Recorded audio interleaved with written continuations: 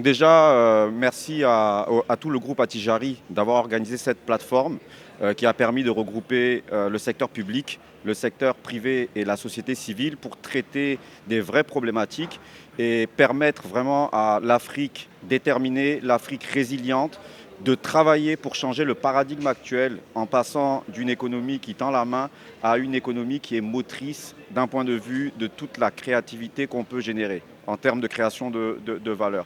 Donc au sujet de mon intervention, elle est partie d'un constat qui est très simple, c'est que le PIB mondial est de 105 trillions de dollars, la contribution africaine est uniquement d'environ 3%, alors qu'on est le continent le plus riche du monde.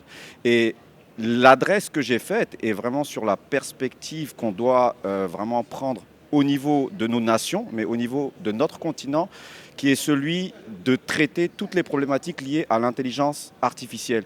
Et en quoi, en fait, cette intelligence artificielle peut nous permettre de résorber le gap. On est vraiment à ce moment-là.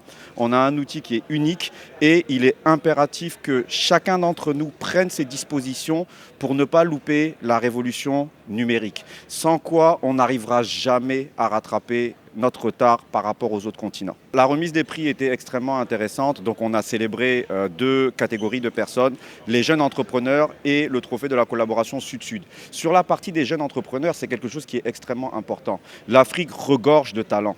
L'Afrique regorge de talents. Et il faut impérativement que tous ensemble, nous permettions aux entrepreneurs africains de s'unir pour pouvoir en fait générer encore une fois, créer de la valeur et développer leur propre continent.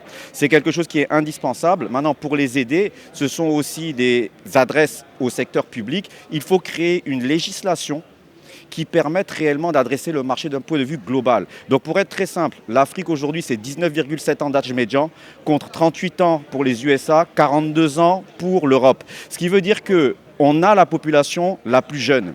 En même temps, vous voyez très bien que l'Europe, c'est un marché qui est uni, les États-Unis, c'est un marché qui est uni, et nous, en Afrique, on reste divisés. Comment voulez-vous que ces jeunes entrepreneurs puissent en fait croître, devenir les futurs Elon Musk, Bill Gates ou Satya Nadella de Microsoft si les marchés qu'ils adressent sont des marchés de 30 millions d'habitants, 50 millions d'habitants? On doit arrêter la division et on doit vraiment voir l'Afrique comme un marché unique avec lequel nous pouvons collaborer. Donc ça, c'était le premier trophée. Le deuxième trophée, qui correspond en fait au trophée de la collaboration Sud-Sud et qui a été initié, moi je m'en rappelle très bien, par Sa Majesté le Roi, que Dieu l'assiste. Il y a de nombreuses années, travaillé pour dire la chose suivante: nous sommes africains, nous devons nous entraider. L'Afrique est unie. Qu'on soit en Afrique du Nord, en Afrique de l'Ouest, en Afrique de l'Est ou en Afrique du Sud, nous sommes africains. Dans un monde géopolitique où vous voyez qu'on est stigmatisé, qu'on soit noir, arabe, dès qu'on fait partie des minorités, on est stigmatisé, on est rejeté. Que voulez-vous qu'on laisse à nos enfants? Est-ce que vous souhaitez qu'on continue à tendre la main ou est-ce que vous souhaitez qu'on prenne notre destinée et qu'on développe notre continent qui est le plus riche du monde? Et c'est en ça que ce trophée de la collaboration Sud-Sud a vraiment récompensé ceux qui essayent de faire les choses de manière globale et de vraiment voir l'Afrique comme le continent du futur. En fait, moi, je trouve que même, vous voyez, les journalistes, vous avez un travail qui est extrêmement important à faire parce qu'on parle d'un sujet qui est un sujet pionnier. Et donc, évidemment, le secteur public ne voit pas nécessairement les problématiques de la même façon que nous pouvons les voir et les voir de manière claire. Et les défis du numérique sont très, très simples. Donc, de toutes les façons, en discutant d'IA, il y a trois piliers. Trois piliers qui sont les algorithmes, pour être très simple, les infrastructures, c'est-à-dire la puissance computationnelle et la puissance de stockage. Et le troisième point qu'il faut adresser, ce sont les data.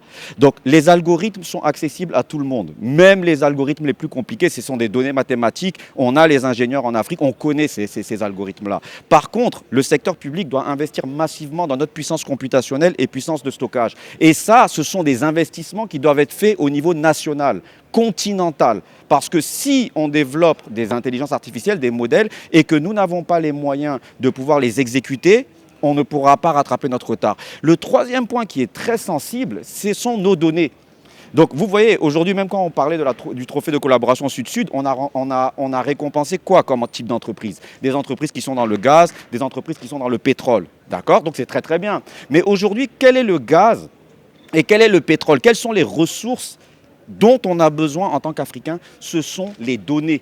nos données. Et la question qu'on peut se poser, c'est qu'est-ce que nos États font, un, pour nous permettre de collecter ces données-là, mais deux, encore plus grave, pour éviter que ces données nourrissent des modèles des autres continents plutôt que d'être exploitées à notre niveau. Et là où moi je vous sensibilise, c'est qu'il faut pousser, il faut poser des questions autour de ça, parce que si nous ne le faisons pas, je vous ai expliqué, c'est qu'on peut avoir le sentiment que les choses n'avancent pas ou on a le temps. On n'a pas le temps. Les choses vont vite, on est au même niveau à l'heure actuelle que les autres continents. Par contre, plus le temps va passer, plus on va prendre le retard et arrivera un moment où même si on met les éléments en place, on ne pourra pas rattraper. Et donc c'est maintenant, c'est pas demain, c'est pas dans une semaine, c'est pas dans un an, c'est maintenant qu'il faut adresser ces problématiques-là. Et ce que je veux vous dire aussi, c'est qu'on ne peut pas les adresser tout seul. Ça ne peut pas être uniquement le Maroc, ça ne peut pas être uniquement la Côte d'Ivoire, ça ne peut pas être uniquement le Sénégal. Tous les pays doivent s'allier. Pourquoi ? Parce qu'il faut qu'on fasse les investissements et que tous ensemble, on fasse le nécessaire pour adresser cela. Et on le fait, ce n'est pas pour nous, c'est pour nos enfants, pour nos petits-enfants. Je répète, on doit prendre soin de notre continent. C'est notre avenir. لا تنسوا الاشتراك في قناة الأيام 24 وتفعيل خاصية الجرس ليصلكم كل جديد.